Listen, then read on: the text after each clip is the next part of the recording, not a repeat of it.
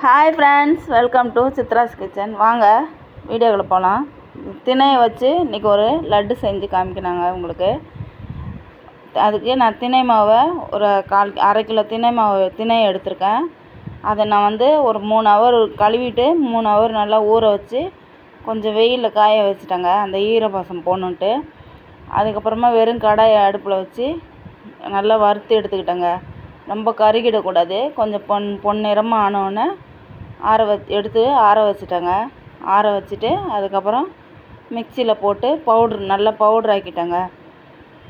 Powder ஆக்கிட்டு அதுக்கப்புறம் ஆறட்டுன்ட்டு ஆற வச்சுட்டேங்க. ஒரு 10 நிமிஷம் ஆறிச்சு. அதுக்கப்புறம் மிக்சியில் போட்டு நல்லா மாவு ஆக்கி எடுத்தாச்சுங்க.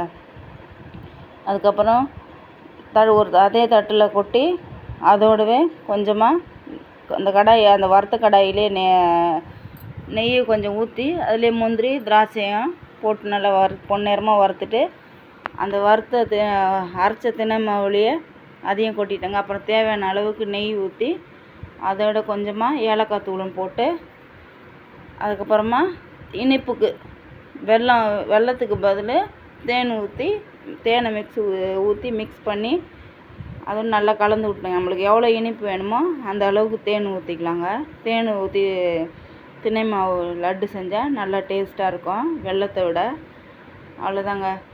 நல்லா இனிப்பு எவ்வளோ தேவையோ அந்த அளவுக்கு தேனை ஊற்றி நல்லா கையை வச்சு கலந்து விட்டுட்டேங்க. அதுக்கப்புறம் உருண்டை பிடிச்சி நம்மளுக்கு எந்த சைஸுக்கு உருண்டை வேணுமோ அந்த அளவுக்கு உருண்டை பிடிச்சி வச்சுட்டேங்க.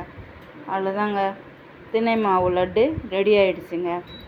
இந்த மாதிரி நீங்களும் ட்ரை பண்ணுங்கள். இந்த வீடியோ உங்களுக்கு பிடிச்சிருந்துச்சுன்னா சப்போர்ட் பண்ணுங்கள், சப்ஸ்கிரைப் பண்ணுங்கள், கமெண்ட் பண்ணுங்கள், மறக்காமல் ஷேர் பண்ணுங்கள்.